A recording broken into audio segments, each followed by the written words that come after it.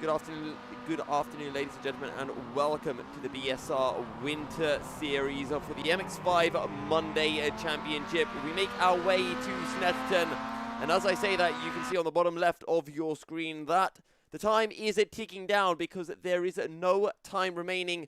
We are making our way into qualifying for race 10 of the season. Races 10, 11 and 12 all coming your way tonight for round 4 of the MX5 Monday Championship. And it's not the entire track to one driver. Everyone goes out on the track together here in the MX5 Monday Championship. And that might mean some more interesting things happening out on a circuit. So with that said and done, let's jump right on in then, shall we?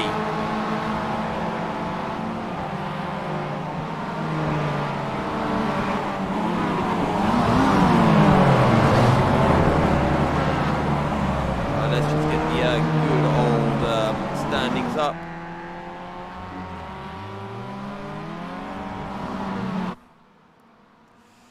Right, so who do we want to sit on board with first? Probably should be sitting on board with championship leader Ben Sharp. Whereabouts is Ben? Let's head on into his old cockpit.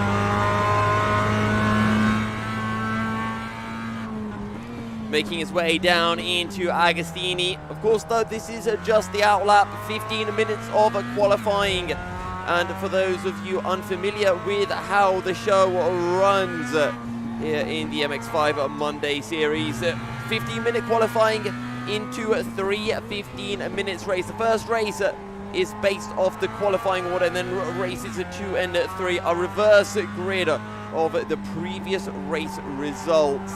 So even if you find yourself having an absolutely god-awful race, you can hit back strong in the next couple of races.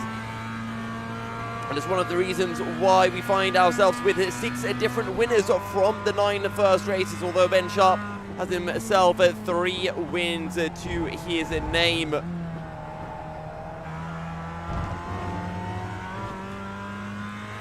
Of course, open setups as well does leave a little bit on the table, especially from just being able to design your own setup, getting a car that you are most comfortable with. Through Coram comes Ben Sharp to start his hot lap. He has someone just ahead, but it's a couple of seconds up the road and shouldn't really compromise Ben at all. Ben Sharp was able to put in a 105.7 in the earlier practice session. So here we go then for Ben Sharp to start his first qualifying lap of the session. We ride on board on the run down into Riches. Nice and late on the brakes of 4th gear. Get the front end turned in and then just hold it tight to the apex all the way through. And now down into Montreal, braking just before that 1 checkered marker board. 2nd gear, nice late apex. Get on the power and let the car all the way out on the exit. And you can see Ben Sharp really closing in to the guys up ahead. And that is not good news for Ben. Down into Palmer. Accident up ahead. Ben just lifts out of it. Another car will come up in front. And Ben wants a clear run. Car ahead doesn't really know where Ben's going, and he does impede Ben ever so slightly. Down into Agostini, 2nd gear. Squeeze on the power on the exit. Well, in these Mazdas, it's more just plant the throttle into Hamilton. One of the most exhilarating corners on circuit, carrying so much speed, but this is where you can really lose time into Oggy's 2nd gear, and then you just got to throw the power on, hope that the front end sticks and you don't run wide. Down into Williams. Probably the most important corner of the circuit. You carry so much speed. Use up all of the track on exit, on to the Bentley straight. The longest straight on the circuit. And get ready to spot your braking, or as it is your turning point. Down into Brundle. Nice and late on the brakes. 3rd gear, pull it to the left. Hold it in 3rd through Nelson. Right on the tail of the number 99 car. Was that the 49?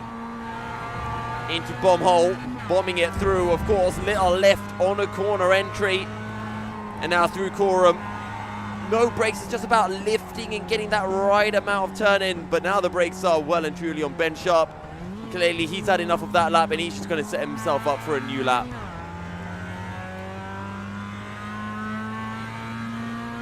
Seeing some 220s come through. Let's ride on board with Pete Newman. Pete Newman has 2 wins to his name, currently 9th place in the championship. And either is yet to set a lap or his first lap or was invalidated.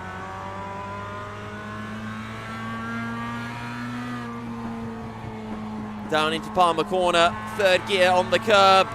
Let the car out. You can just sense at that back end wants to step out ever so slightly for old Pete.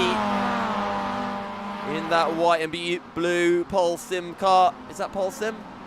Pure Sims car. Got the number 22 hot on his heels and the 39 as well. That is Andrew Johnson. And the 39 is Peter Van Gool. Peter Van Gool also with a win to his name.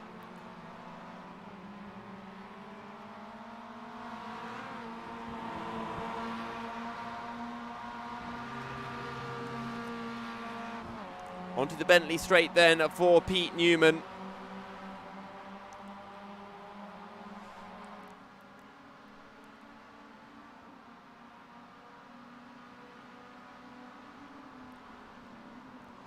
Down into Brundle, and now Nelson corner. Fling it through, using up all of the track on exit.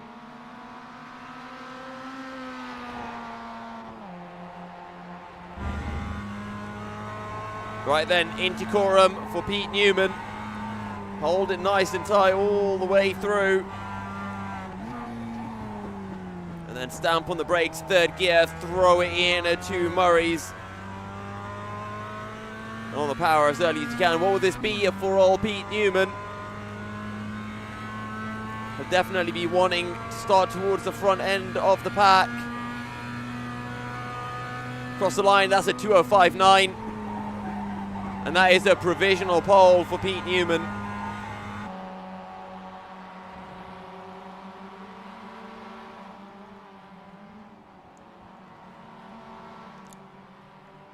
Peter Van Gool finds himself in 2nd ahead of Steve Hefford,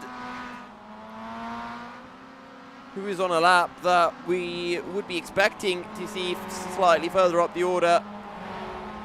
Chris Knox, he's in the pits, currently in 8th position, 24th in the championship, having secured 1 win. Let's ride on board then with Ben Sharp, as he's just made his way through Palmer corner. And now in the run down to Agostini. Super late on the brakes, 2nd gear. Look at that nice late apex that Ben's able to take. Back on the power, using up the curb on the exit. And now Hamilton corner. So attempting to go up into a 4th. We'll wait for the corner exit. Now for Oggies, 2nd gear. Shift up to 3rd mid-corner, and you can just hear the tyres squealing in pain. Now Williams, again, throw the car in, using up all of that track on exit. Beautifully done from Ben Sharp.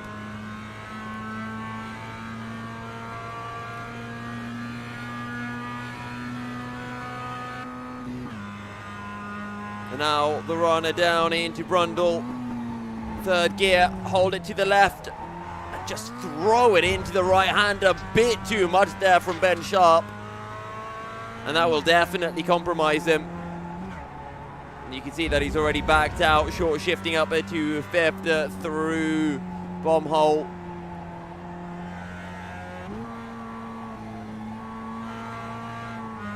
Let's on board with Carl Jacquelet.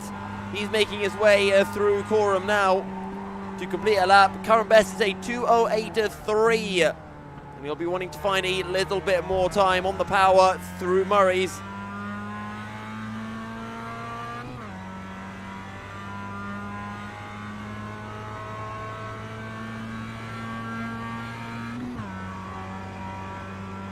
And what's it? 2:07.9 for Carl. And that'll promote him up the order to P7.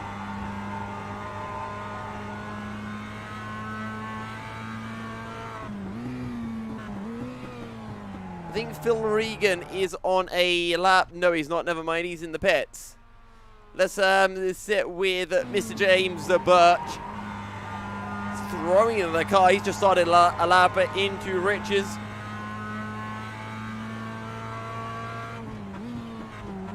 Down to Montreal. Very early turn in. And that's going to cost James Birch probably almost a second.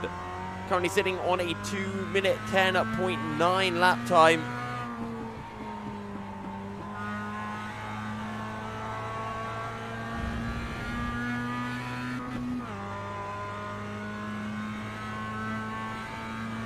Cars pulling out on the inside.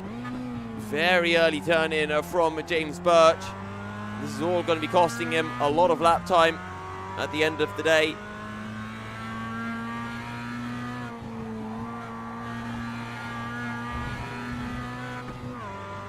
Still 2:05.7, the fastest lap, and that's Pete Newman. 6 tenths clear of Peter Van Gool and Steve Hefford. Surely we can expect to see more 2-minute 5 lap times.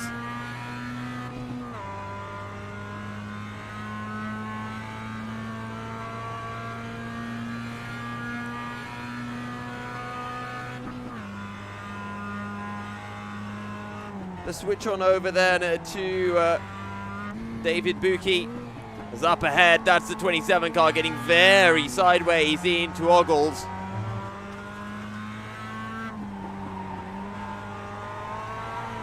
Oh, the back end just stepping out for David. He keeps it under control, keeps it in a check. Just trying to work out who's the man up ahead. The 27 car, that is Sam J. Smith, currently in P7 on a 2-minute 7.8. David Buki on that 2:7.9. And Sam Smith getting very sideways through Brundle and Nelson, and that will compromise him. Into Bumhole comes David Buki. Keeps on the circuit. And now Coram, hold it tight for as long as you dare. Right on the limit in the Mazda. Drops it down to third. Gets that front end turned a bit more. Down to second. Back ender snaps out. And it does mean that he won't be able to get on the power as early as he originally would have liked. It will cost David just a little bit of time across the line. Is this an improvement for the 51 car? And the answer is no.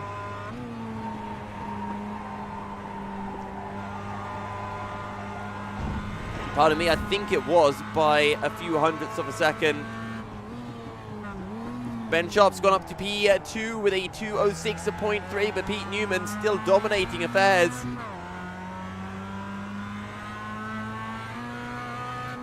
Let's ride on board with Fiona Siddons.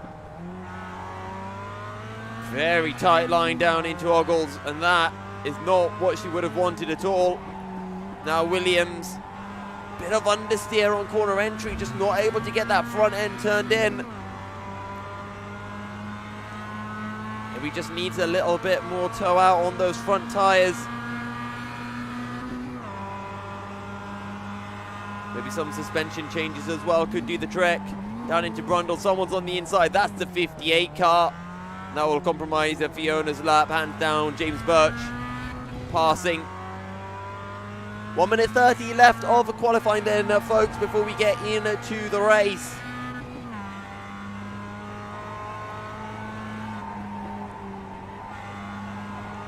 Will this be for Fiona, currently on a 2:12.6 as a personal best lap time. Down in 23rd place. Can she improve? Needs to find 1.5 seconds to join Alan Toon on a 2:11 dead. Across the line is a 2:12.5.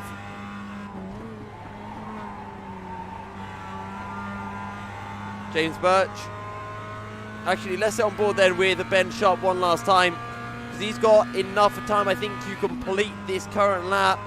He just did a 2:32.8. Turn one, it keeps it nice and tidy. Now down into Montreal again. Get that turn in right for a late apex so you can get on the power as early as possible. and get the best possible run through Montreal into Parma. Gets that front end turn beautifully. Look how much track he uses on the exit, the back end, squirreling. Ben Sharp keeps it under control. Nice and late on the brakes, down into Agostini, second gear. Again, nice late apex on the power as early as he can, using up all of the curb. And now Hamilton corner, again, hold it in third.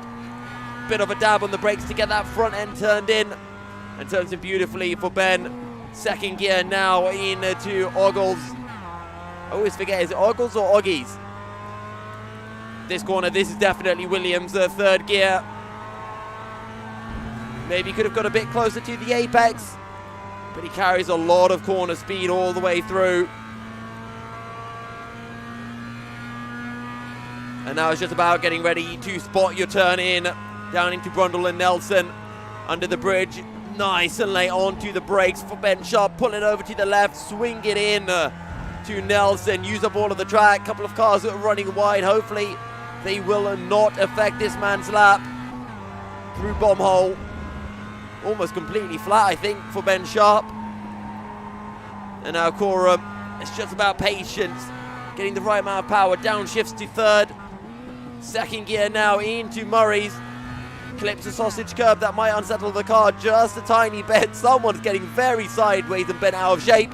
Almost collects Ben Sharp as well, but Ben Sharp, he's going to come across the line. And what's it going to be? A 2:06.7. That is not enough for Ben Sharp to improve. Peter Van Gaal, 2:06.312 is his personal best. And that is 3 thousandths shy of what Ben Sharp was able to put in. So, your grid then for the race is going to be Pete Newman lining up in pole position ahead of Ben Sharp. Peter Van Gaal will line up on third with Steve Hefford completing the second row of the grid. Chris Knox and Martin M.J. Sampson make up row 3. Sam Smith and Charles Kellyman make up row 4 with David Buki and Carl Jacquelet completing the top 10. Mikey Key starts in P11 from Michael Seal. Ralph Cullinan is in P13 ahead of Diego Gugiari, should say, in P14. Will Currington in P15 ahead of James K. Birch and Andrew Jebson. Johanna Grimon in P18 ahead of Steve Hansford and Ryan Main completing the top 20. And then your final 3 qualifying results are Phil Reagan, Alan Toon, and Fiona Siddons. And then the drivers who haven't qualified: Kip Stevens, Chris Slater, Michael Wortman, Jamie Ayres, and Kevin McClone. So we'll wait for the session to be updated so we can hop on into the race of 15 laps for race number 10 of the championship. The first race of round 4 for the BSR Winter Series 2020 MX5 Monday Championship. This is going to be a banger. Heading into Richards for the first time. It might actually be almost completely flat, even with the slightly cold Mazda tyres.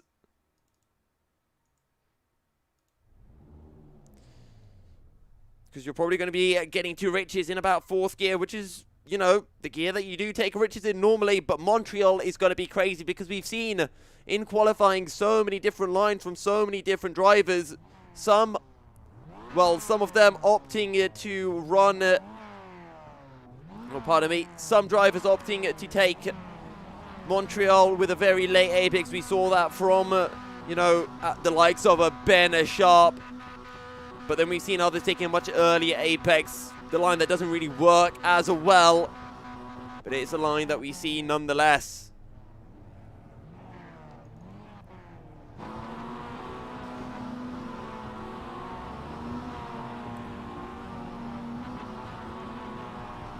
Pete Newman then will line up on pole as the final few drivers line up onto the grid.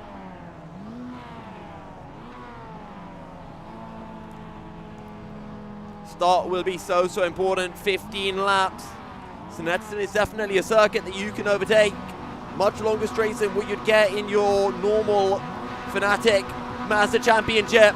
But it looks like the revs are rising, and we are away as Snetterton is a terrible start from P3. Peter Van Gool will drop it down the order, but it's a good start from Pete Newman. He's got everything he's needed with Ben Sharp closely in tow as 888 car of Chris Knox climbs up to P3, and that's Martin MJ Sampson running completely wide through Riches. Peter Van Gool, where has he dropped down to? That's a 27 car, 39 car of Peter Van Gool, and he's coming under pressure from Sam Smith. Up ahead, that's David Buki making contact with the back end. David Buki had a bit of contact, I think that was with Steve Hefford, who's now going down the outside of Peter Van Gool, but he's not going to be able to pull off the move as Peter Van Gool gets ever so slightly sideways through the left hand of Palmer. And now Steve Hefford is going to have a little look around the outside, I think.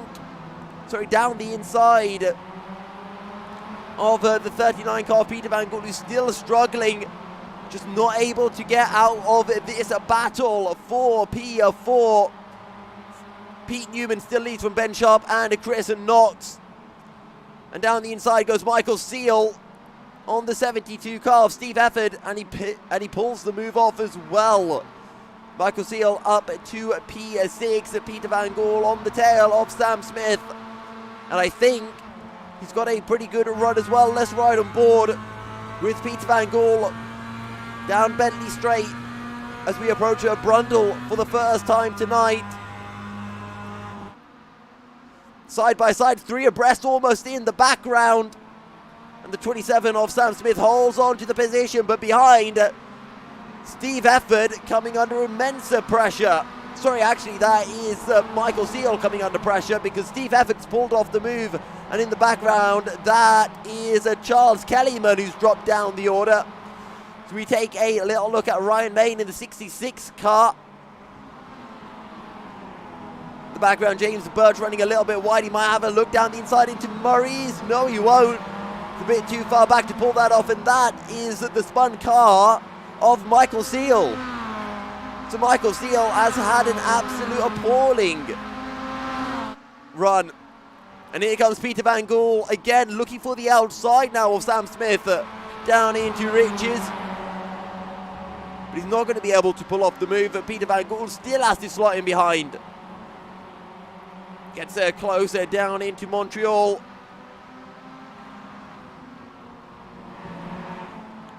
It does say Wilson on the marker board, so maybe I've got my track map wrong and it should be Wilson. However, I'm going to stick with my old track map. As running very wide is Steve Hefford. You can see up in the distance, still Pete Newman leading from Ben Sharp.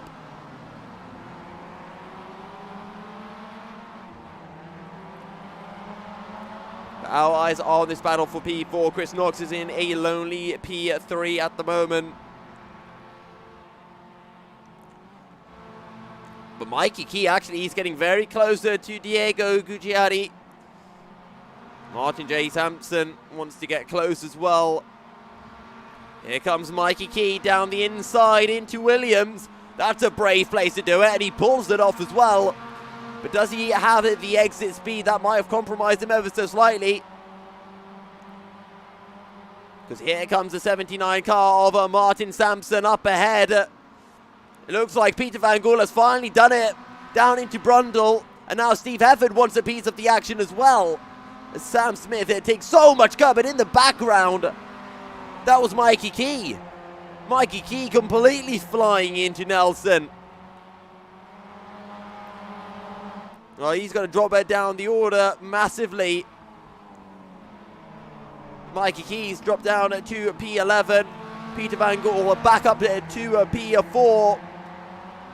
But up ahead, Ben Sharp has taken the lead while we've been looking at the battle down for P5. Ben Sharp leads from Pete Newman. Pete Newman only with 2 wins to his name at the moment. And he wants to tie things up with Ben Sharp, at least in the win department. Ben Sharp has 3 wins to his name, just 1 more than Pete Newman. Pete Newman all the way down in 9th in the championship. There's no doubt that he has the pace. But it seems that he has struggled just that little bit when it comes to the consistency in the reverse races. Remember, 60 points on offer for first, 59 for second. It's just 1 point as you go a position down in the field.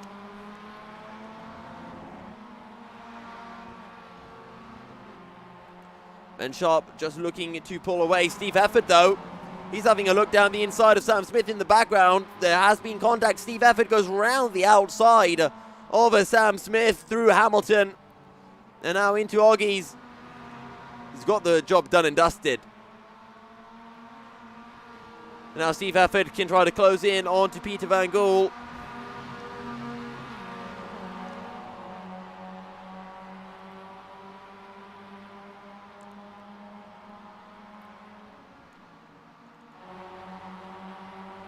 Ralph Cullinan in the 11 car, closing in on Ryan Main. 4 tenths behind. This is the battle for P8. David Buki leads them into Brundle. Mikey Key having some connection issues, it seems. And Ryan Main, Ralph Cullinan right on his tail. Speaking of Ralph Cullinan, has a cheeky little look down the inside of Coram. But Ryan Main slams the door shut, and Ryan Main gets a little bit sideways into Murray's. And Ralph Cullinan, that's the invitation that he needs. Slots his car in, and they're side by side now on the start-finish straight. Who will be the braver driver? Down into Richie's.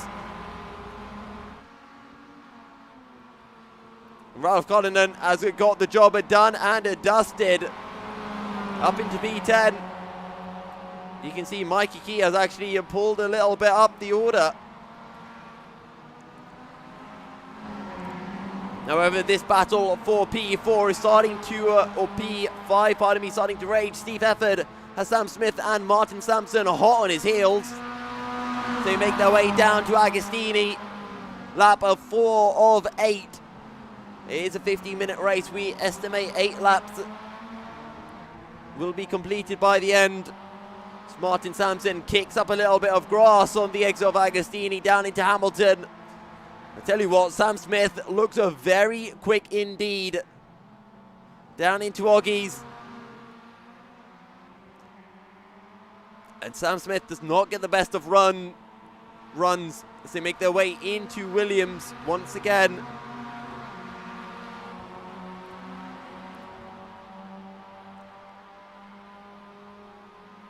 You can see Steve Efford trying to break the slipstream on the Bentley straight.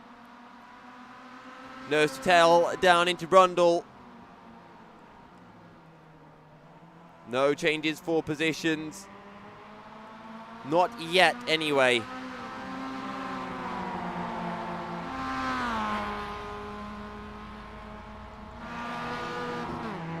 Ben Sharp has Pete Newman all over his tail. Peter Van Gool, I'm not sure what's happened to him. He's dropped down the order massively.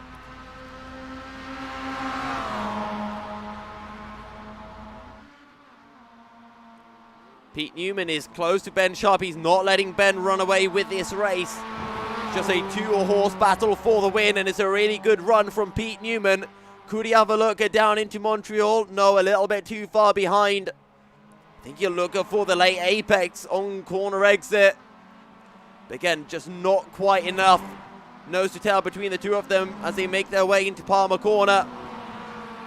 Ben Sharp just looking a little bit sideways, a little bit sketchy.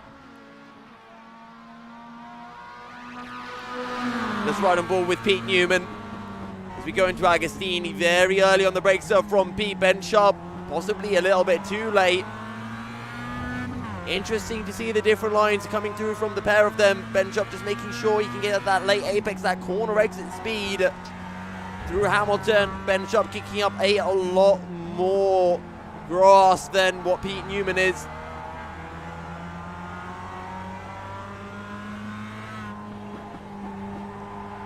Into Williams corner. Ben Sharp seems to have got the exit he needed. Let's on board with Sam Smith. Once again, very close to the back of Steve Hefford, but Steve Hefford is right on the tail of Chris Knox. And I think he has got the run that he needed. Steve Hefford.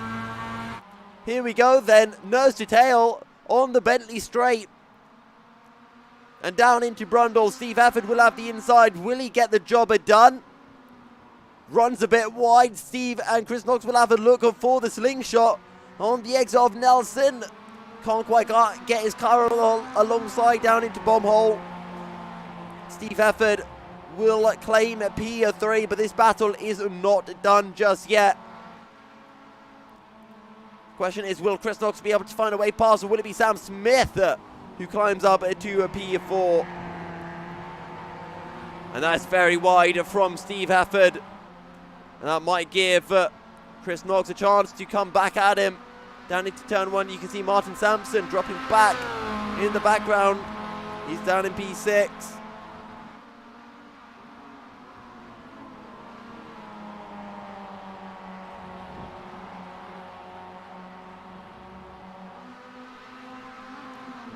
But I think Steve Hefford has pulled it off.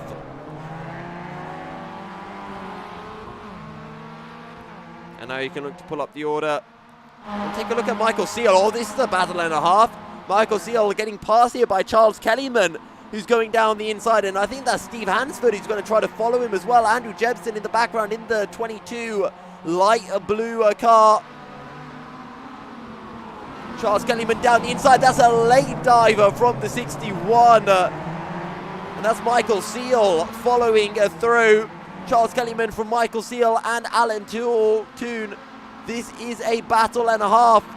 And as I say that, I think Pete Newman, never mind, I thought he was right on the back of Ben Sharp. Will we have a move for the lead? I don't think we will. Back to the action then. Alan Toon goes down the inside of Michael Seal, and he gets the job done as well. Bit of contact in the background between the 61 and the 22 of Michael Seal and Andrew Jebson respectively. Michael Seal tries to hold it, but that's the 65 right now of Alan Toon running wide, and now the 87 of Diego Guggiari will try to follow through, but the 22 of Andrew Jebson just way too late on the brakes, and he's going to get passed by both the drivers. And now Diego will go down the inside of Alan Toon. But Andrew Jebson right back in it, going to try to use the slipstream from Diego to follow through, but his car just keeps on lagging out. Down the inside goes Alan Toon. He's just going to get absolutely swamped, and now Chris Slater goes down the inside into Nelson. Oh, that's aggressive from both the drivers. Chris Slater, though, holds on to P16. But look at this, Chris Knox coming under immense pressure right now from Sam Smith.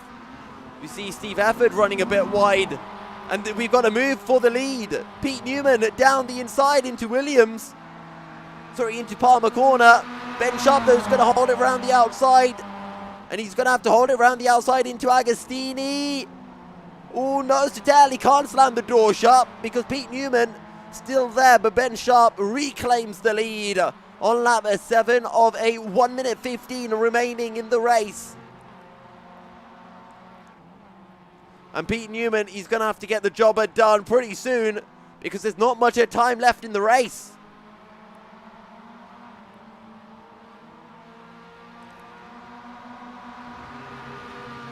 Is that the run that Pete Newman needed? Let's ride on board then.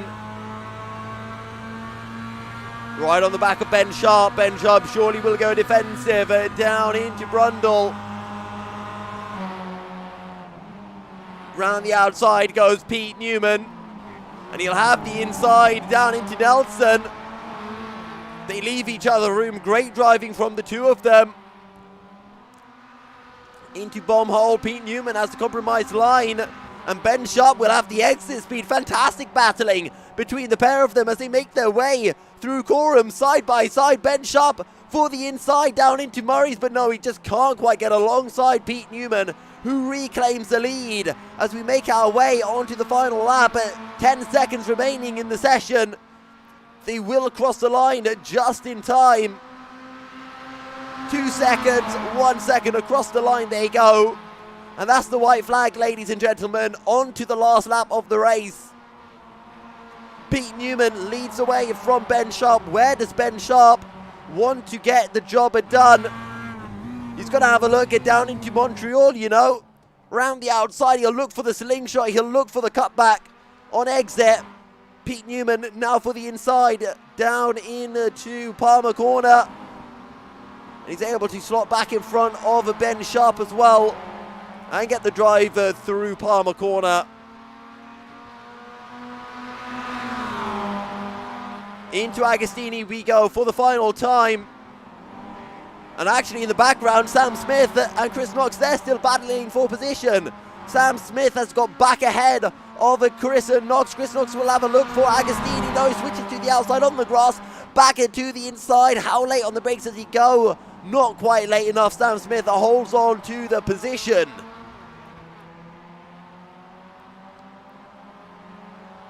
Martin Sampson getting very close as well.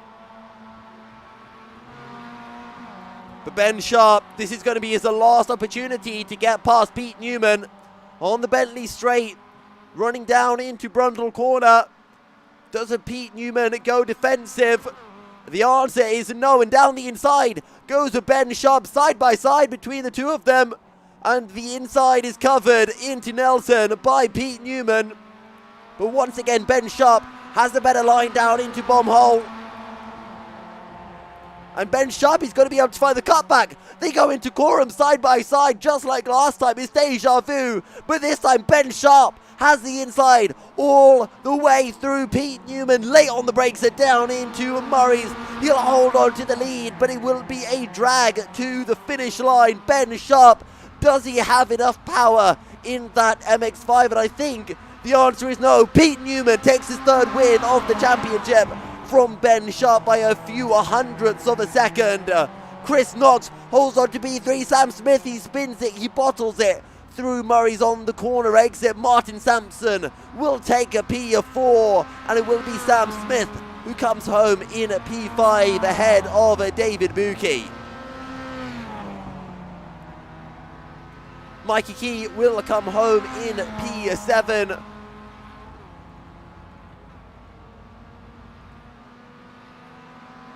And it will be Ryan Main who takes a P8 from Carl Jacquelet.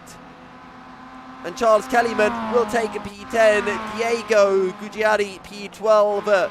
James Birch P13. Michael Seal P14. Chris Slater just ahead of Steve Hefford. Sorry, Steve Hefford takes the position. Steve Hansford in P16 ahead of Phil Reagan, Alan Toon, Johan Grimson, Fiona Siddons will come through Murray's now to take that P19. And Michael Wortman, a long way down the order, a lap down in fact, takes his P20.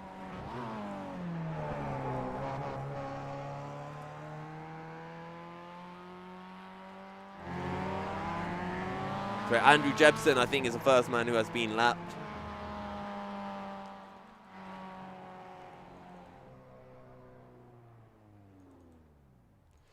But there we go. Race 10 of the championship. Thrilling stuff going right down to the wire between Pete Newman and Ben Sharp.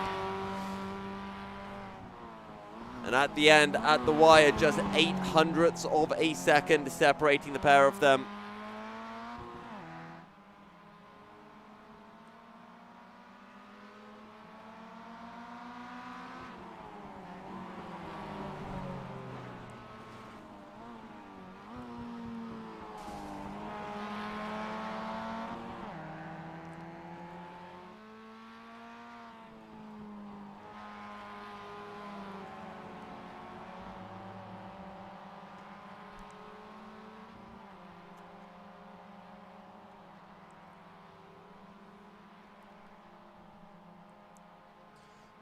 What a race.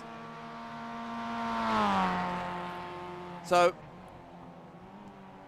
I'm just going to take a quick look.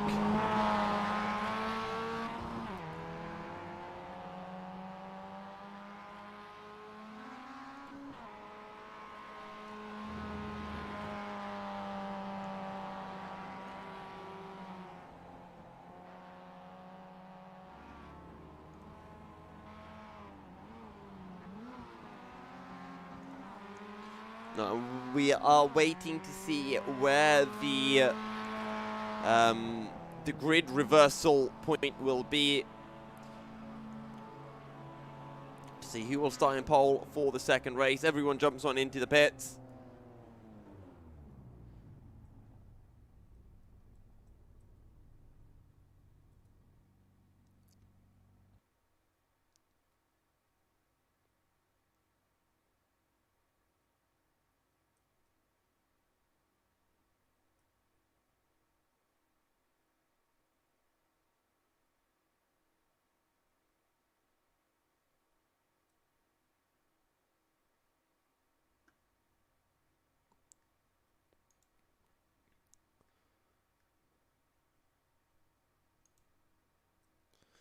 Right then, so now we just have to wait for the grid order to be decided. Reverse grid for race 2 of the night and race 11 of the championship. I can tell you that Ben Shutt will still lead the championship. Pete Newton, though, might have jumped up a little bit up the order. Remember, he was down in P9 and he takes home 60 points today. So he should be climbing up the order, even if it is just by a little bit.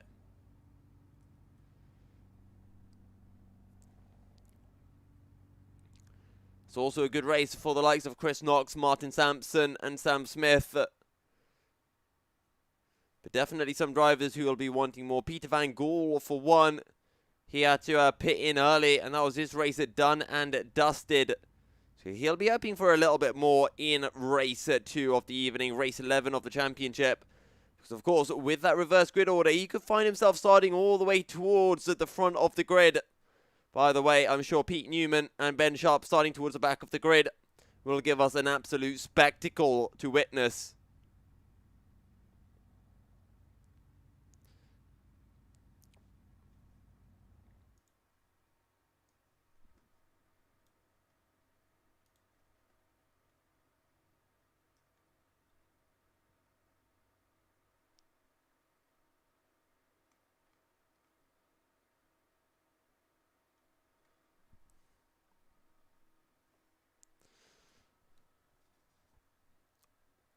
Don't forget to drop a message over in the comments. Let us know who you hear supporting and maybe who you think will take the win in the next race. Of course, it's a bit hard to make a prediction for who will take the win in the next race when we are waiting for that reversal spot. Don't know what the official name for that is.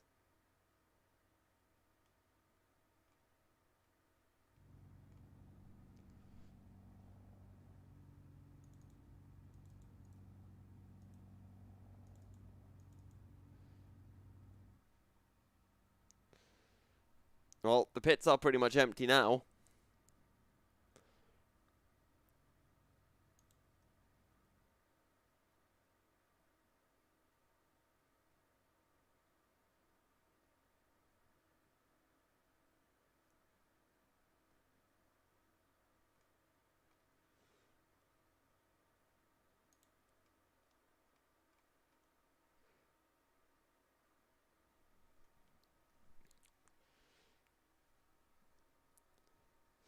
I think for next time I need to get a nice break screen for this bit.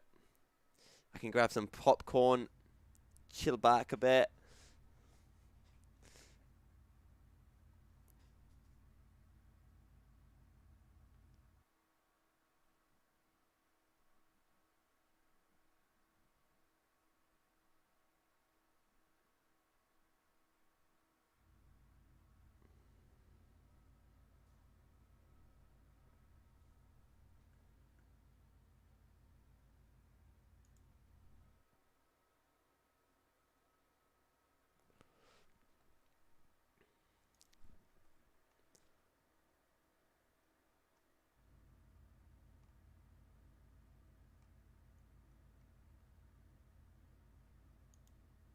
I want to check actually when we expect it. I want to see how close we are to the schedule that I probably rather mistakenly assumed. It said 8:35 for race 2. We're only about 15 minutes behind. It's alright.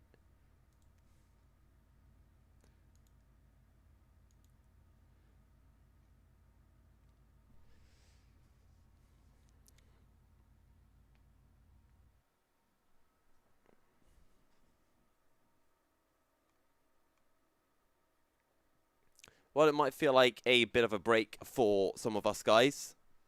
I'm sure for the drivers, they could definitely use a break. I'm sure maybe they need a little toilet break. Maybe they'll make some adjustments to their setups as well.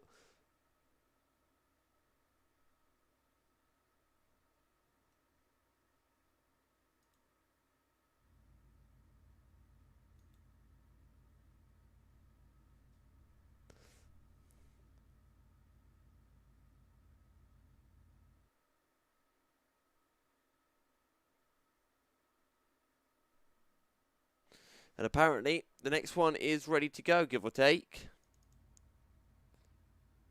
Well, there's no one in the pits anymore.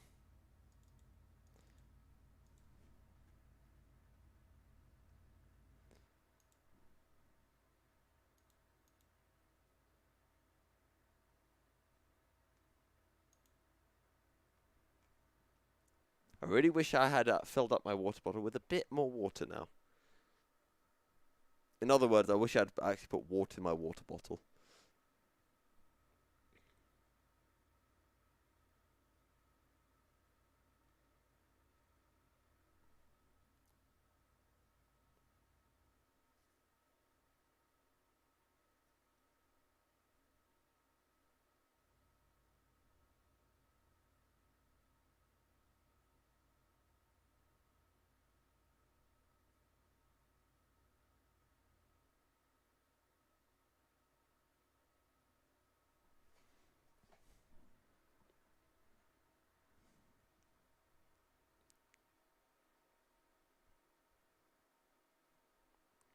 Look at that lone porter cabin in the middle of the screen. So lonely. Hey, Ben. Congrats on a rather spectacular race. Unlucky not to get the win at the end.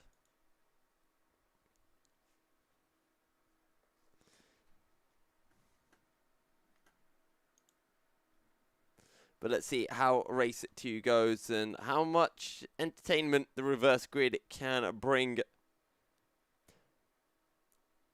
I think my money, if it is a very low reverse grid, and by that I mean, you know, the reverse grid is, you know, somewhere at the back rather than towards the front, my money's actually going to be on Peter van Gool to take the win.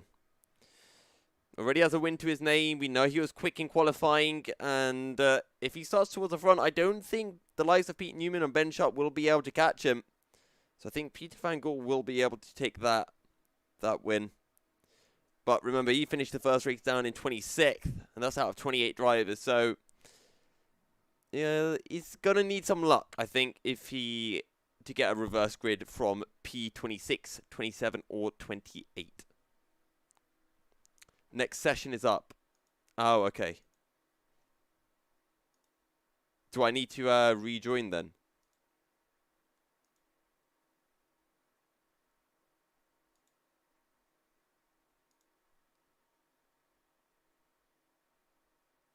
I always thought it'd be in the same session.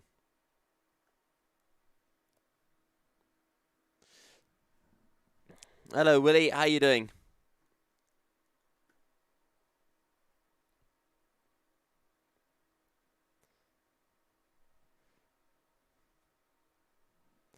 Willie, when you get iRacing, should we have a just a random league for us to kill each other in Mazdas?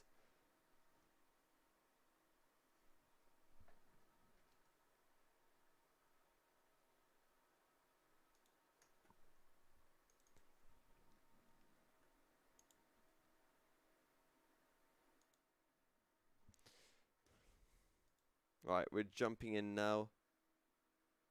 Ah, okay. Cheers, Ben. Right. Now I just need to wait for the sim to load up. I thought because it went like straight from practice into qualifying and into race 1, I thought it'd all be Gucci. Woo betide me.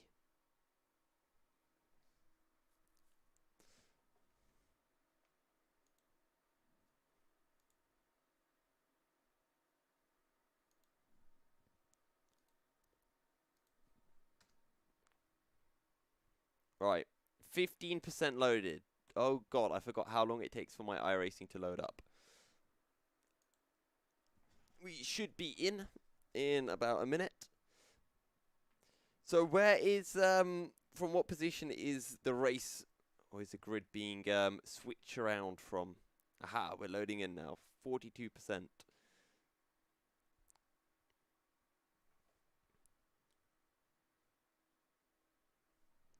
Okay.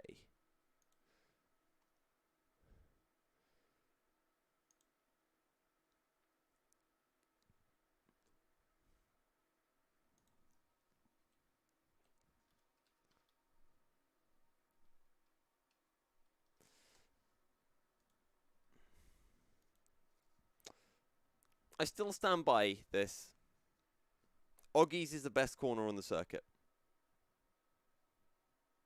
It's just too good. Oggies is just too good.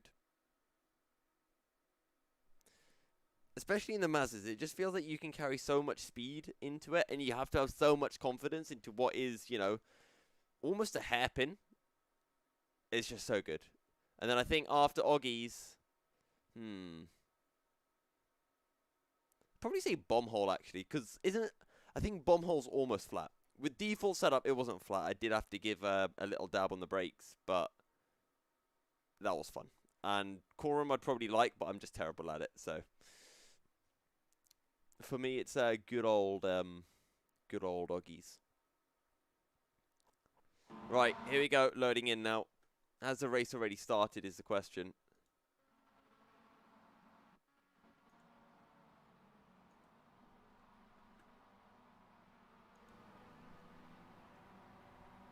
Oh my god. Okay, so 10-minute practice before we get into the race. That's pretty good, isn't it? Oh.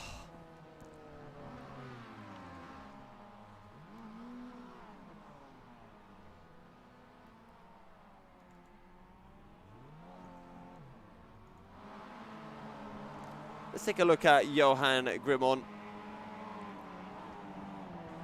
Everyone just taking a little bit of grass through Quorum.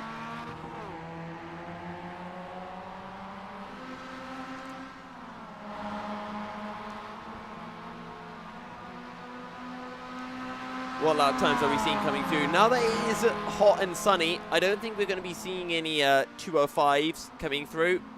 I think we're going to be well and truly into the 206s. With that higher tracker temp, times do tend to drop a little bit, as that's the 27 car of Sam Smith running wide through Riches. Through Montreal or Wilson. I don't know which one it's called. Maybe it's called Wilson Montreal. Montreal.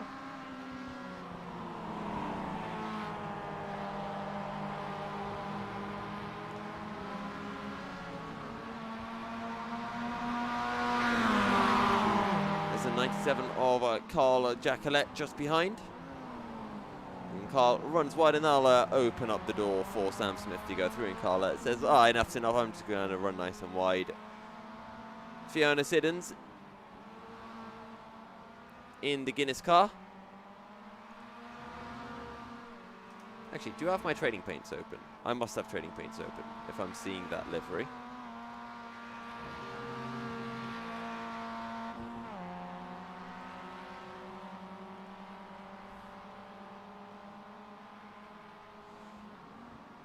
Right. No, trading paints is definitely open. And we'll see whether any liveries do update.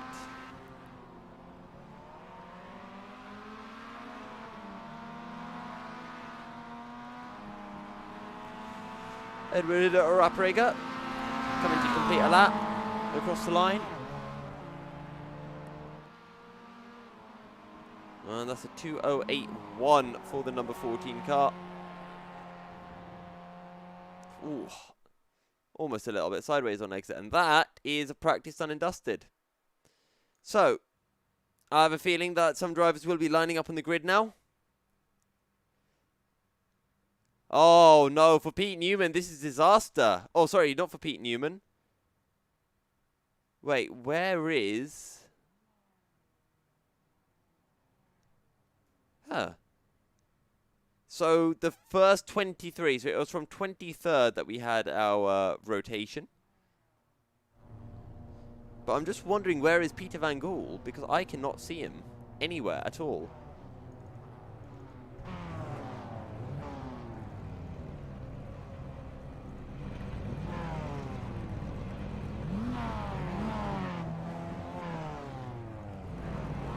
Okay. Pete Van Gool is missing. He hasn't joined. I think he would have missed out on first, but the revs are rising for race 11 of the championship. Race 2 here at Snetterton.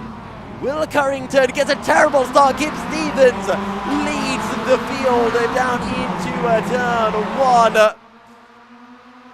And Kip Stevens will make his way into riches in the lead. That's a 4.19 of Michael Wortman climbing up to second as Will Currington drops down the order. That's a Fiona Siddons running wide, and she makes contact, collects the 22 car in the process, and in the background that's a 58, I think, having a huge moment. That's a, I think that was a James Birch. There you can see James Birch landing on top of Fiona Siddons' car.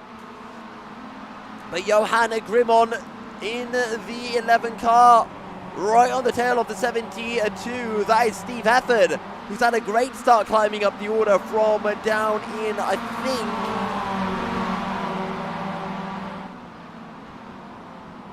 I don't know where he started from actually. Andrew Jebsen side by side then with Johan. That's a 57 spinning around and gets collected as well. I'm not quite sure by who, but that's Steve Hansford who drops down the order. Ben Sharp as well out of the race, or well, not out of the race, but really far down the order, not where he would have wanted at all. As we see Will Currington on the back of Andrew Jebsen. Kip Stevens has dropped down the order. Michael Wortman has overtaken him for the lead of the race. I think that's Michael Wortman up ahead in the 419 car. Yes, it is. My standings have gone a little bit weird for me.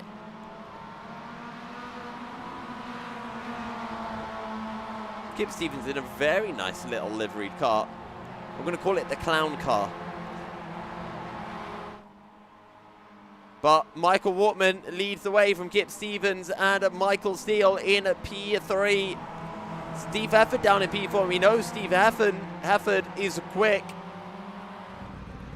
so I wouldn't be surprised if he climbs up the order. But what about this man, Pete Newman, as he finds a way past Phil Reagan, who runs a little bit wide on corner exit. He'll get the job done, but Carl Jacquelet on the outside of Johan Grimmon into turn 1. Will he run wide? No, he won't. He keeps on the circuit. He gets the job done. Is in the background, I think that's Chris Slater going up the inside of Chris and Knox. He gets the job done as well. And that is Will Currington, who's lost the back end. Was there contact between Will Currington and Carl Jacquelet? But Johan Grimmon. Oh, that's the number 6 of Chris Slater, having a bit of a wobble, and now Pete Newman's going to try to take full advantage of this. Down the inside of Chris Slater he goes. He gets the job done as well. Pete Newman up to a P8 now. Let's ride on board with Pete Newman for a little bit. He makes his way through Hamilton, now down into Oggies.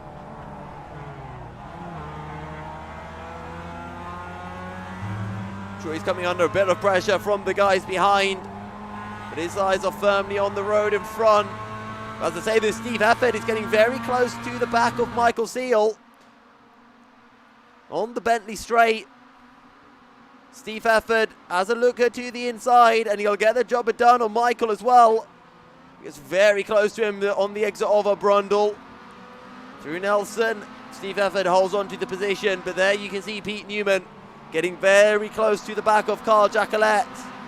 Might even have a little look down into bomb hole. That is opportunistic. But he makes a sensible decision, which is to back out of it, even if it is ever so slightly. Through Coram we go. Lap 2 of 8. Potentially lap 2 of 7. In fact, it probably will be 2 of 7. So here we go then, Pete Newman on Carl Jacquelet. They cross the line pretty much at nose to tail. Nothing between the two. Down into Riches. Lap 3 of the race, and Pete Newman's got the job done up into 7th position. And in the background, Chris Slater's going to have a look at Carl Jacquelet as well. Down the inside, he goes into Montreal, and he pulls off the move too. Chris Knox side by side as well with Andrew Jebsen, and Chris Knox moves up here to a P5.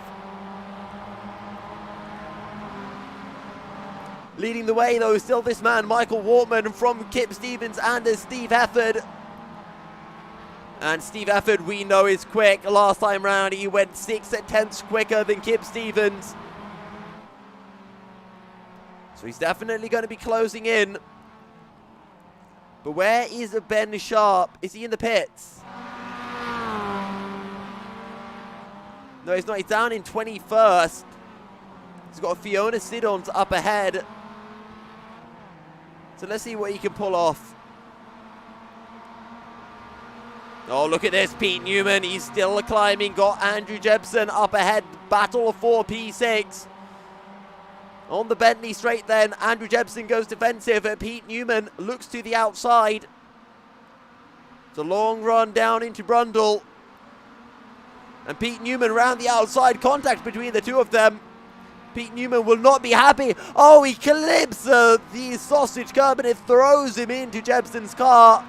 And he will drop it down the order massively. This was a huge, huge opportunity for Pete Newman to close in the championship to Ben Sharp, but he's just thrown away about 10 points in one foul sweep.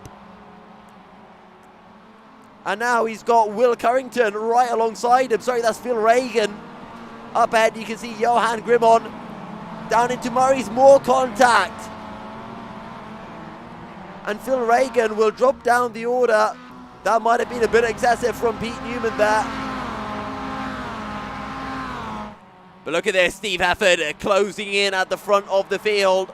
A 2:07 dead from him last time round. Quicker than both Kip Stevens and Michael Wortman. In the background, you can see Michael Seal really falling back. Carl Jacquelet then having a little look at Chris Slater. He has to think about it around the outside, but he's not going to be able to find the grip. Martin Sampson down into Agostini. He's got to hold it as well, you know, round the outside all the way of Chris Slater. Surely he finds the traction, and I think he's got the job done. Can Chris Slater come back into Hamilton? The answer is no. What a move from Martin Sampson. I did not think I'd be saying someone would overtake someone around the outside of Agostini tonight, but here we are. Steve Hefford then, here we go on Kip Stevens. He's going to look for the move down the inside. Pretty much has the job done. Down the Bentley straight as well. Easy as you like for Steve Hefford up into B2. He really slams it on through Nelson. Definitely not what he would have wanted in the background. Michael Seal running very wide, and that will give as much confidence as Chris Knox needs. There's Pete Newman, 3 abreast between himself, the 27 and the 22 car. Into Nelson, and that's the 68 getting all out of shape. That's Will Currington. Pete Newman down the inside through bomb hole, now back up to a P15.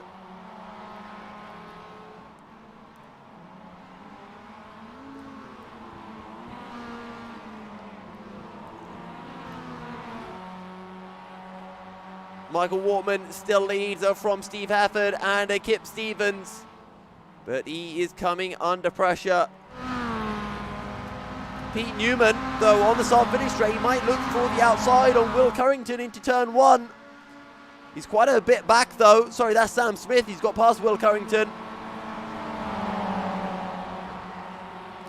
Oh, and he finds the grip through Riches down the inside into Montreal.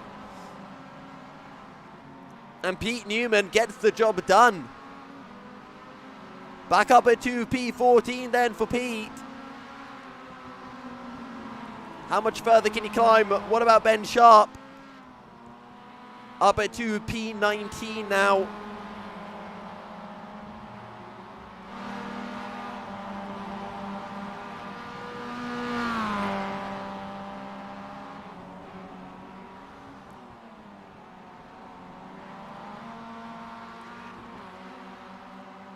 Michael Waltman's putting in decent lap time. Steve Efford not really closing in. Lap 5 of 7.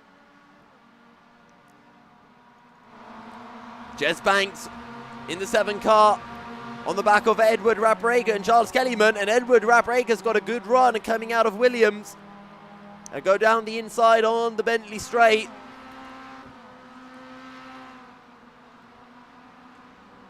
And down into Brundle Corner.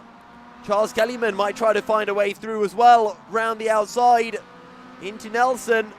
He's not going to be able to hold it, and he slots in behind the number 67 of Charles Kellyman for now.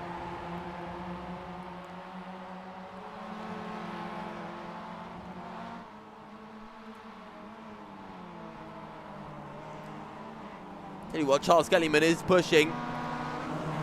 Edward Raprager does not get a good exit coming out of Murray's.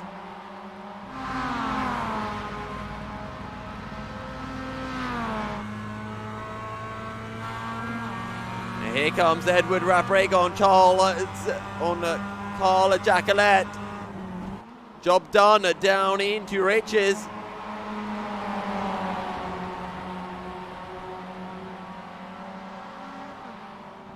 Chris Layton now going to be the one under pressure in the background. You can see the 007 of Jez Banks having a little look on Charles Kellyman. Up ahead though, Edward Raprager around the outside of Chris Slater. Surely not. He'll try it nonetheless. And he's been forced onto the grass, gets a little bit sideways, he keeps on the track. And he's done it round the outside of Palmer Corner. Can he hold it through Agostini? No, he gets the switchback. Beautifully done by Edward Raprager. Absolutely fantastic move from the number 14. Pretty much pulled off a Jacques Villeneuve as well.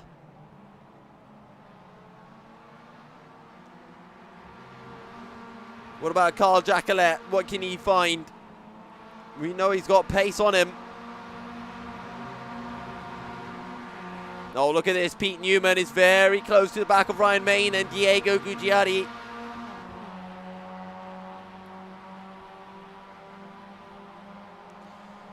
And Ryan Main might have a look at Diego down into Brundle. But look at this, Charles Kellyman tries the outside of Carl Jacquelet, and now Jez Banks might follow through. But he won't be able to do so just yet. Pete Newman, he's had a bit of a moment. He's had a bit of a wobble. He's dropped down almost a second. Ben Sharp now pretty much on the back of Andrew Jepson.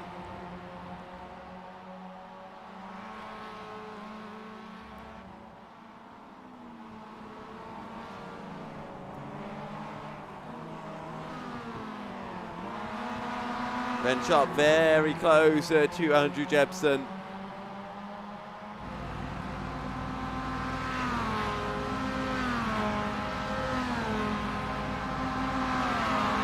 Steve Efford's leading the way now as well. He's managed to find a way through Michael Wortman, and he's pulled about a second as well. Here comes Ben Sharp. He's got a good runner through Riches. He'll go down the inside of Andrew Jepson into Montreal, slots in behind Will Currington, and he might get Will Currington on corner exit as well. Surely not, no. And down the inside goes Andrew Jepson. He lags back a bit. Andrew Jepson has been suffering with some lag issues all evening long. Ben Sharp moves up a place. And down the inside into Agostini, he'll go as well. Ben Sharp up to a P15.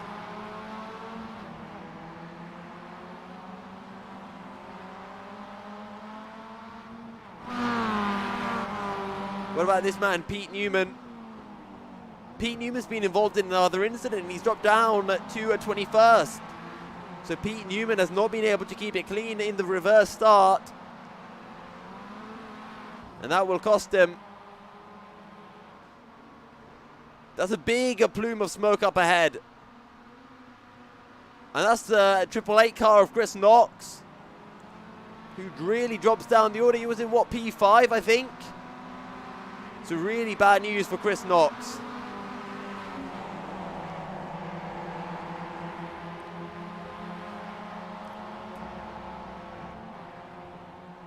Charles Kellyman having a little look. Or Jess Banks having a little look at Charles Kellyman. Around the outside is going to go Chris Slater. Contact up ahead as the 61 of Michael Seal forced to run over the sausage curb. And now they're going to be pretty much at 3 abreast to finish the race. Oh, huge crash. 1, 2, 3, 4, 5 cars involved. And they all go spinning. And that's Ben Sharp who'll come through to take P7. Are my eyes deceiving me? Ben Sharp finished P7 through a huge accident across the line. Well, that is not something you see every day. And I bet there are going to be a whole bunch of unhappy faces following that. Because that was an incident and a half.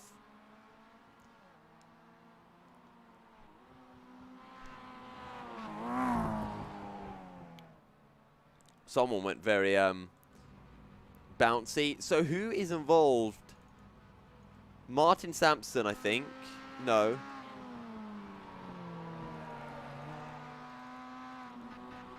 So Michael Seal's car is completely wrecked. So is it Diego Gucciardi. So these two, who would have finished about P7, P8, now in P21, 22. That's 14 points that they've lost from that incident, give or take.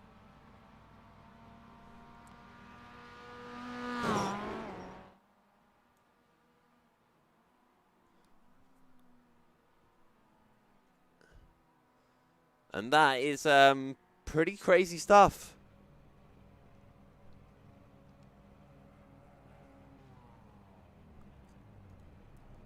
I think on that note, we quit and wait for the new session.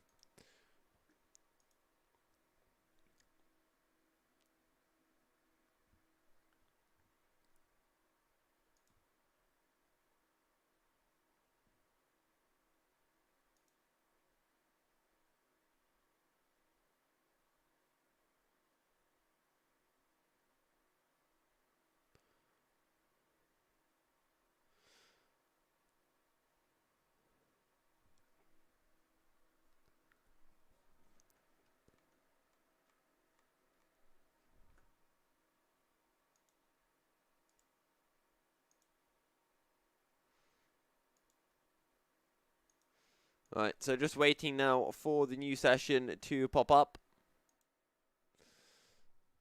But that was another crazy race, I think. Crazy might not quite cover that race, especially the final lap. Somehow Ben Sharp takes home P7. He was involved in an incident at some point. We didn't quite catch it. We caught one of Pete Newman's incidents. And again, Pete Newman, if he had just played it cautious, played it safe, I reckon he would have finished top 5. But as a result, he doesn't. So instead of gaining about, 5 points on Ben Sharp, he ends up losing out about 15 points almost.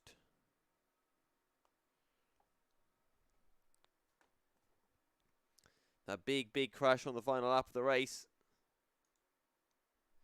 ends up determining quite a lot.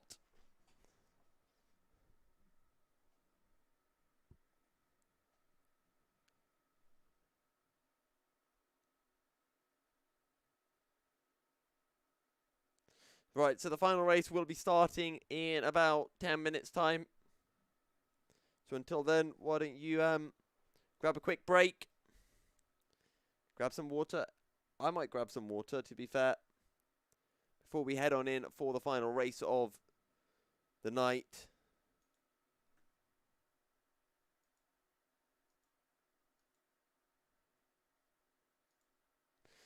Actually, I think while the next race is being formed, I'm going to quickly go and grab myself some water. So, on that note, I will be right back.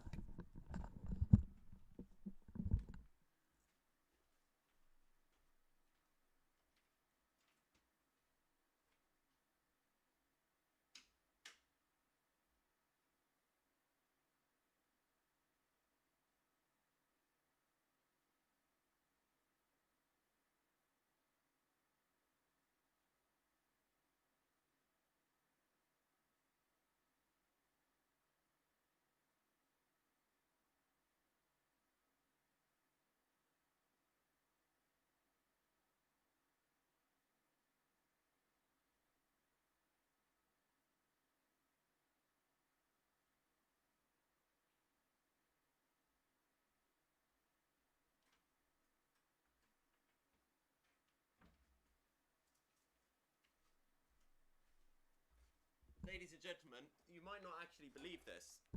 Hang on, sorry.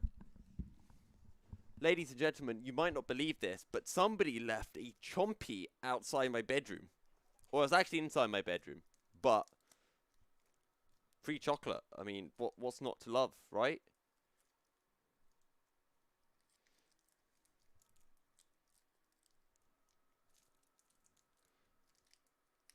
I wonder what this tastes like. I've never had one of these before. But it's made by Cadbury, so how bad can it be? Right, let's try this. Live reaction of what a chomp tastes like. Okay.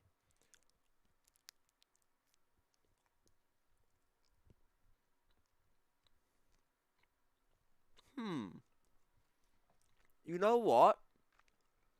This. Okay. So the way I would describe a chomp is, I would describe it as a curly whirly, but like less hard to bite. And curly whirly tastes nice, but I don't know if the less hard to bite is a positive or a negative. It's like, this is the curly whirly for old people.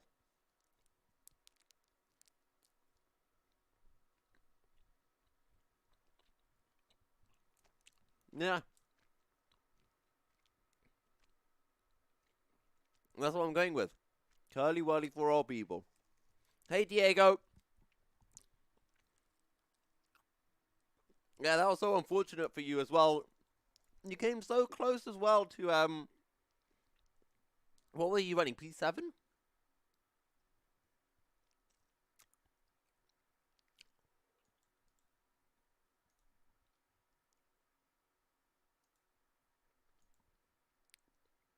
The session's up, but nobody can join just yet.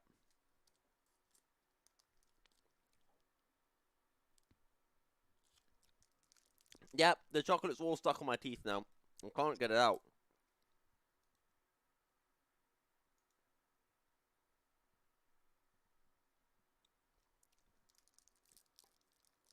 I'm not gonna lie, this does taste good. The chomp gets the milky cereal thumbs up approval from me. Wow. Cool. Joint session. I am joining. Magic. I am going Hey, and Alan. refreshing lovely Irish whiskey. Ooh, fancy. Yes. I saved it for weeks. It was a gift from my friend overseas, Mr. Cullinan. It So cost does me a this mean you're fortune to popping... keep hold of it, not drink it. Is this the equivalent of popping the champagne a bit too early? Rangers. I had to buy 5 bottles so I'd keep my hands off it. Blimey, 5? Shocking.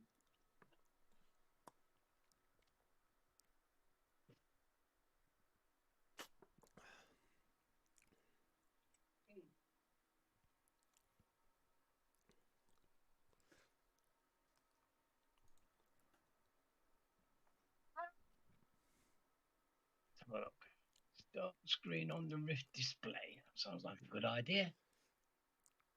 So, Alan, how have your races gone today or tonight? Pretty good. Well, the first one was awesome and possibly the most exciting racing I've ever had Okay. in terms of dicing with people. Alan just got dragged away. It wasn't me, I swear it. Alan left us. Hey, Dave. He did run Hi, on the Alan. front and his back end came round and this graceful arc just as I span into perfect contact and it was like boom. So the second race not so good into the pits and 2 Is minutes. it Alan? Yes. Hello. Hi, hello, Alan. Hello, David. Steve wasn't very nice before, was he? Well, you know, I don't have an opinion about these. I think what you That's should right. Who did what now? do a mutually amicable, friendly, what's the word? Accommodation. Best Because way that. you know, Alan. I'm big on love and peace myself. Being Yeah. a power child. See, so, you know, it's, I can Right. sing you some country during the fish songs if you like to show you my credentials. Oh, right. Do you know what position you're going to be starting from then? No, I haven't got a clue. Ooh, It's going to be one of these reverse doodah. It might be. that's what I heard. There was one in the previous race because I found myself starting in 8th place instead of 24th. Oh, that must have been a pleasant surprise. Not really. Terrifying is the word you're looking for. just wait until you have to start in pole. To be honest, in conditions far worse than this, because the Wheel of Doom on Tuesday nights used to catch me more than regularly. It did, because I inevitably came in last, and it quite often did full reverses. Inevitably, I was at the front then and got absolutely swamped in those days by T1, quite often causing carnage on the way.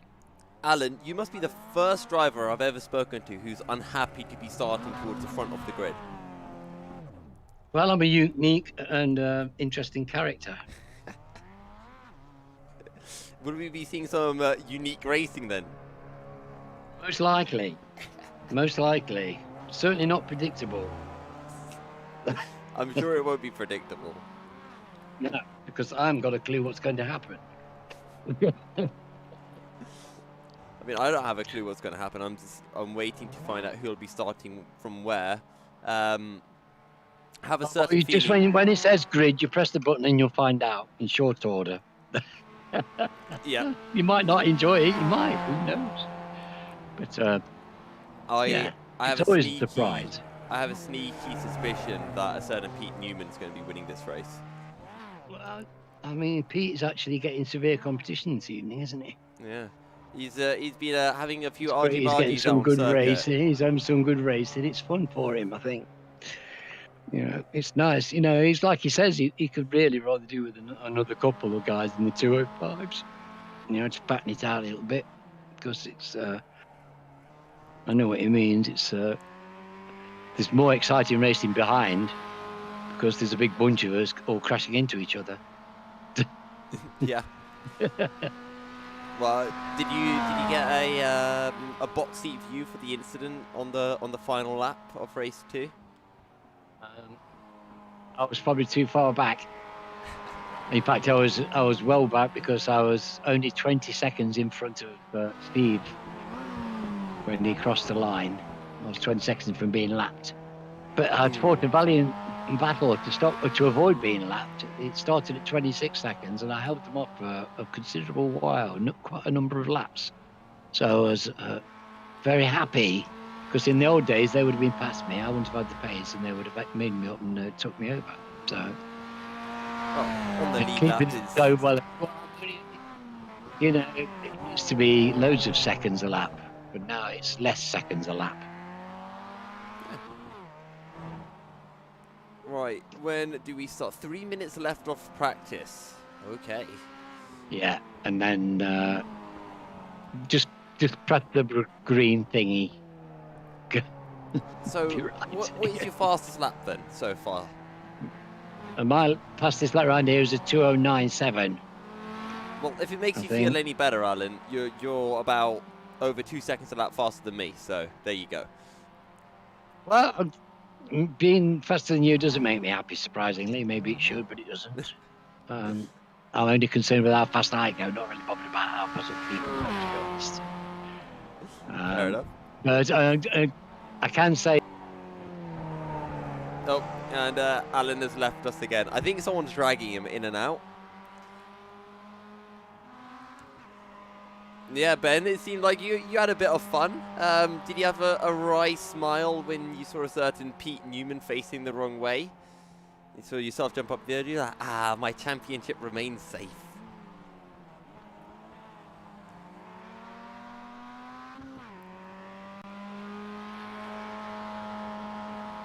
Well, I was taking a look at the multi-screen for the standings, but I can't see anything, to be honest.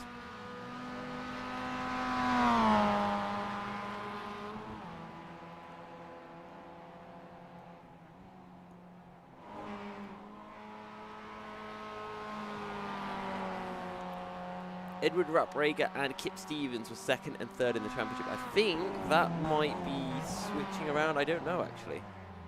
I don't know.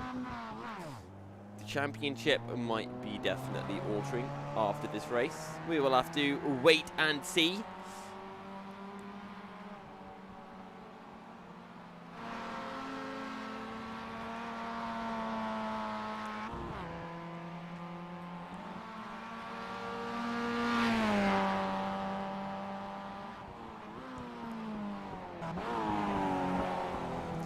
Right, who should we, sit around with? Let's go with a certain Carl Jacquelet is in the pits. Let's go. Jez Banks is just coming out of the pits. Who's already going around? Phil Regan down into Agostini, running a little bit wide then on entry. But he should be able to get a nice late apex, which he does somewhat.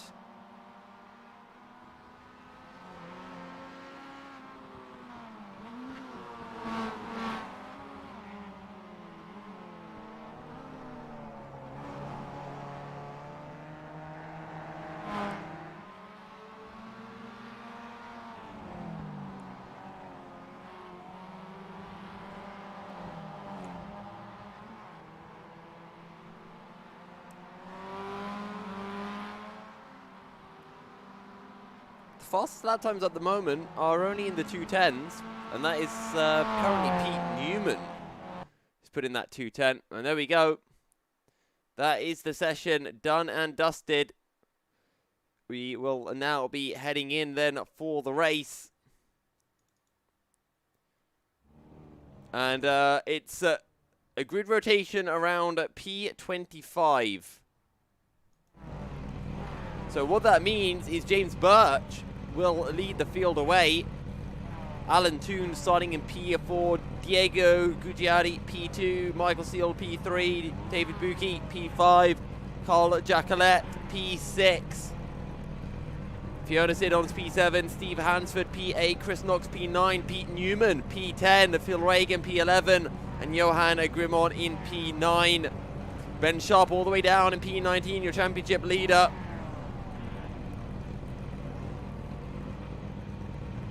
Edward Rapprager, P21, Kip Stevens, P23. Remember, they were second and third in the championship coming into this round. But it looks like we are ready to go racing for the final time at Snetterton. It's a really good start from Diego Gugliari. The number 61 of Michael Seal gets a terrible, terrible run heading down into T1. And David Buki, I think, is leading the way, or is it James Birch? And there we go, David Buki coming under immense pressure from the guys behind through Riches. Diego Gugliari leads the way from James Birch. And then side by side between the 51 and 91 of David Buki and Carl Jacquelet. And running very wide is David Buki.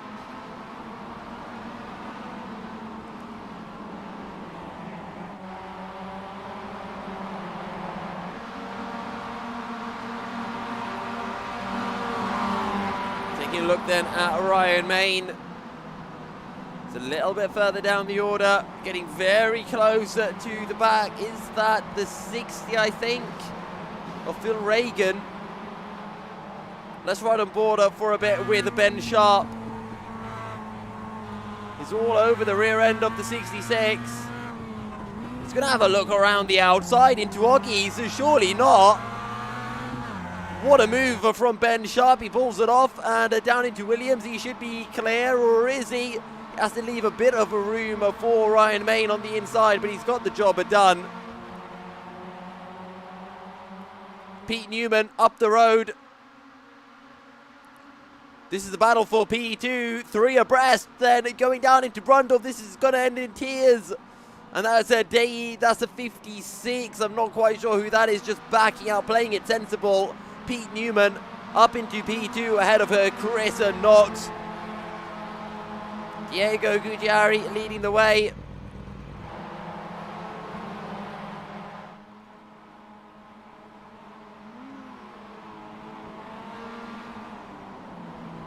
Sorry, David Buki, I think, is leading the way.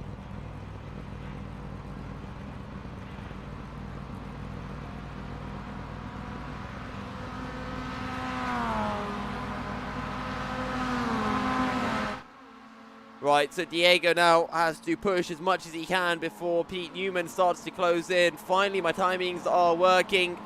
Fiona Siddons just being passed by Steve Hansford, I think. Or is she looking for a move? As right behind, that's Ben Sharp. Very late on the brakes from Fiona. Down the inside she goes of Steve Hansford. And she pulls the move off as well. A little bit of rubbing. But Fiona pulls off the move. Ben Sharp around the outside into Palmer Curve.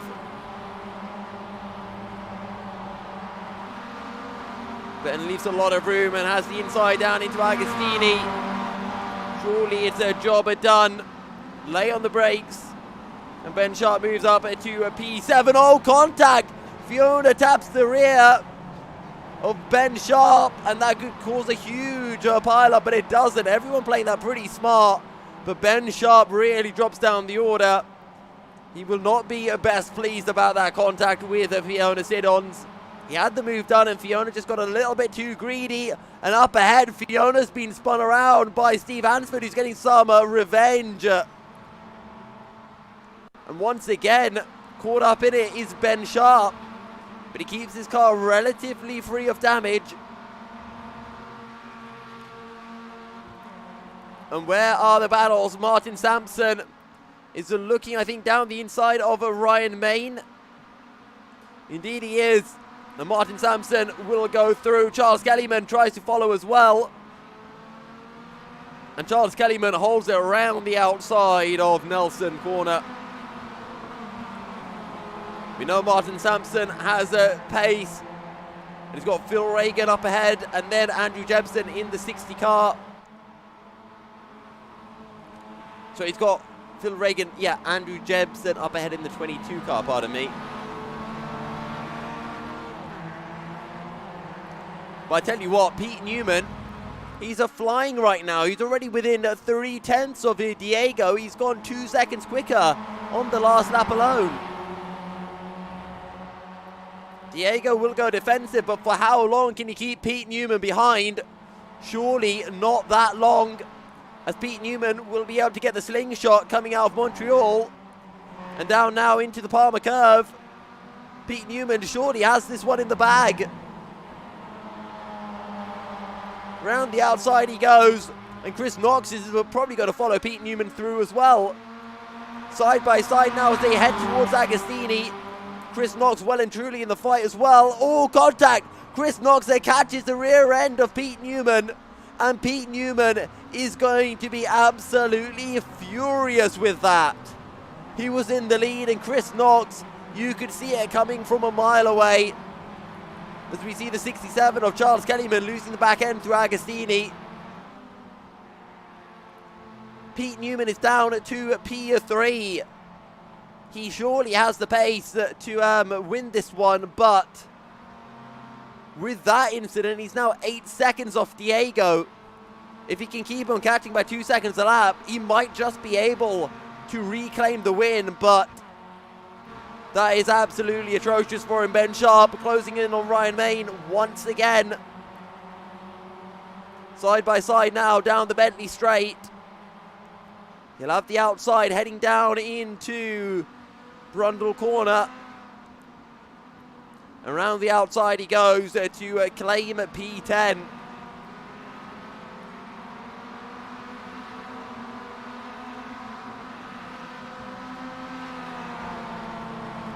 Up ahead, I think that's Phil Reagan running wide, and he'll drop it down the order. Down the inside of Coram goes to Ben Sharp. You can see the lights are flashing, just a couple of dabs on the brake pedal for Ben.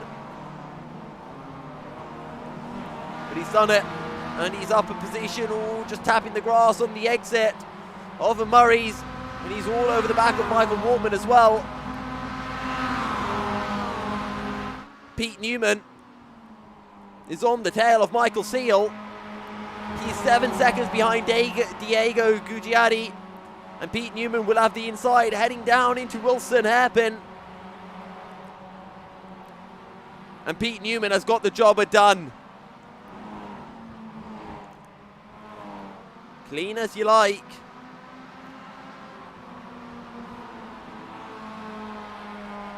Great stuff from Pete Newman, and now just focus on the drive up ahead. Ben Sharp closing in onto Michael Wortman and Jez Banks. He's ahead of his championship rivals in the form of Edward Rabrega and Kip Stevens. They're much further down the order.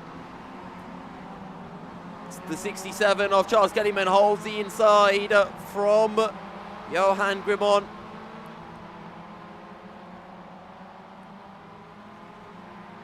Sorry, Michael Wortman and Jez Banks were, pardon me. As up ahead, that's Chris and Knox on the back of Martin Sampson. A look at Ben Sharp. He's got Michael Wortman right in his eye, and he'll be looking for that P8 spot anytime now. Closing in then on the Bentley straight, down towards a Brundle corner. Will he look for the inside? No, he slots in behind. As up ahead, Chris Knox looking very feisty, and Martin Sampson looking even feisty on Andrew Jebson. He won't be able to get the drive, and Chris Knox gets the driver coming out of Nelson. Down the inside into Bombhole. Chris Knox pulls it off, and now Jez Banks will try to follow through down the inside into Coram. Oh, contact. 3 drivers make contact, and Ben Sharp gets collected. Can he catch the 360? Yes, he can. We'll go a little bit sideways, and Ben Sharp involved in 2 incidents now. Well, 3 actually, none of which is fault, and 2 of them have cost him a whole bunch of time. Ben Sharp down to P10. Pete Newman, last time round, gaining 2 seconds on Diego Gugiari with 3 laps remaining, just under 3 laps. And Michael Seal is not letting him pull away either, it seems.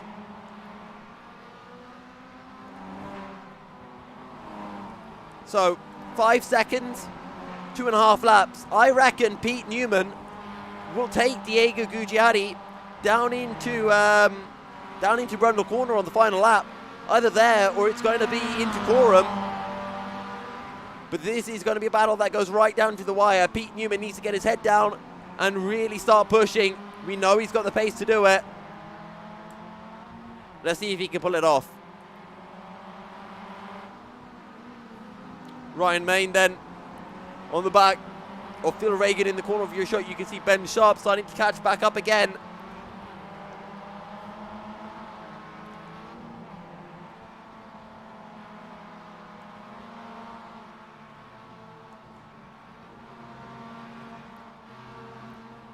Chris Knox still looking for a way past Andrew Jebson. Remember the contact that they had not too long ago. Sorry, that was Martin Sampson. And here comes Chris Knox on the Bentley straight. Going to look for the outside. They'll switch it to the inside, down into Brundle corner. And he'll pull it off as well. Ooh, almost a bit of contact, but Andrew Jebson plays the safety, backs out of that one. And now Michael Wortman will be looking for a way through.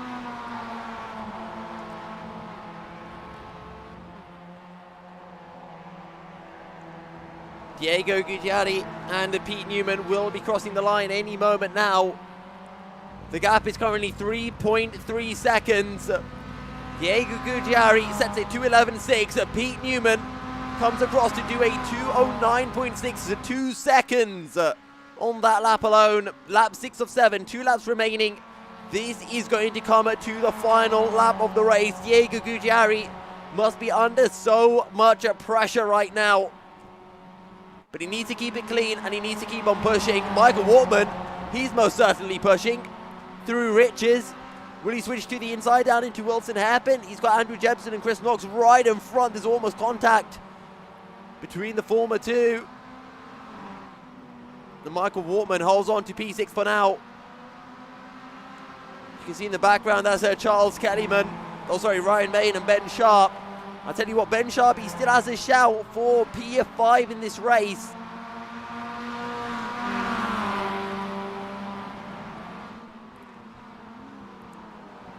If these three battle, I think Ben Sharp could catch up as running wide goes Chris Knox. And Andrew Jepson's going to have a look down the inside into Hamilton. But he's not going to be able to pull off the move. That was opportunistic to say the least. And into Oggies. Still Chris Knox in P4. From Andrew Jepson, Michael Wortman, Charles Kellyman. Down in P7. Followed by Ryan Main and Ben Sharp. Hot on his heels.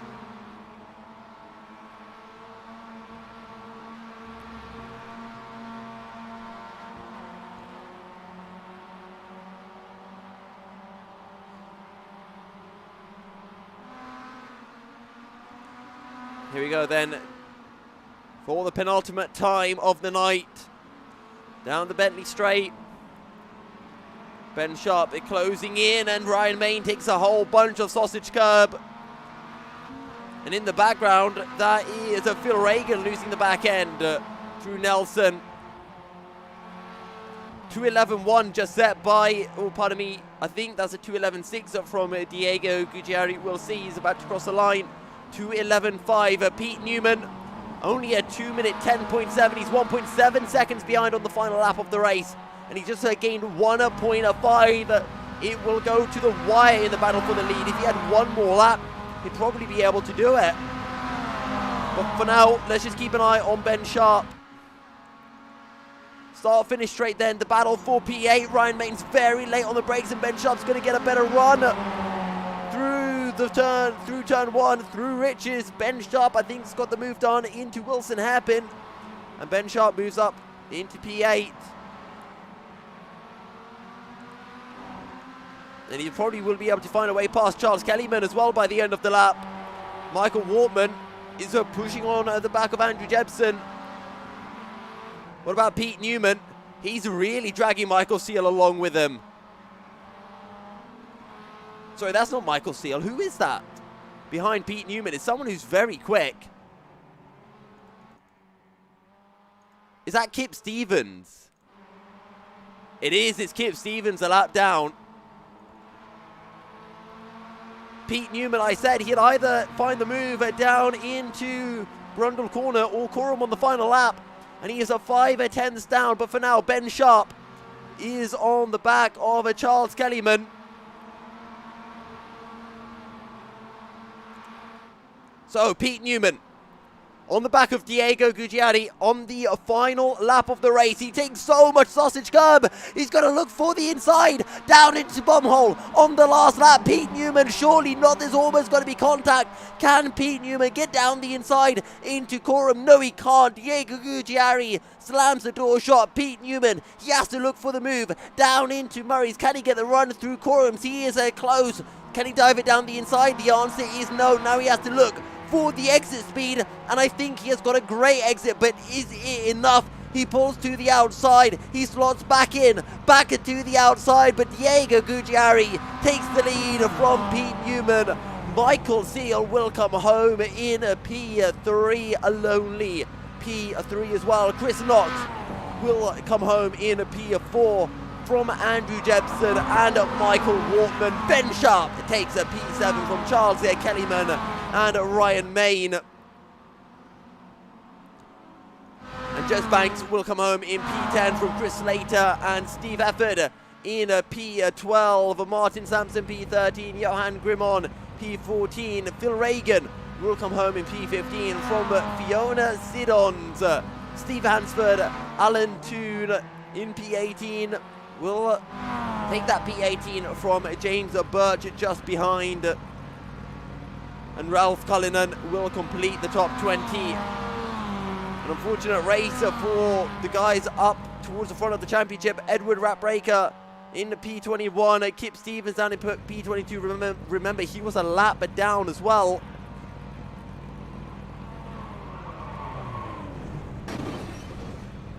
And Edward Ratbreaker, you know, celebrates in style. But what a race. What a way to end it as well. I thought Pete Newman, he almost looked like he had it down into bomb hole, but he was just that little bit too far back. And he just could not make it work at the end.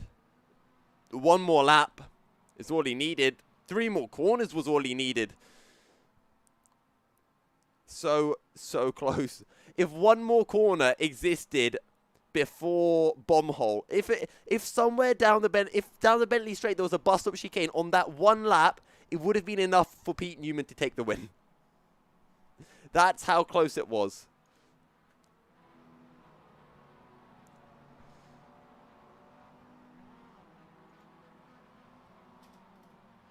But there we go. And there you have it. That is the race done and dusted. Ooh.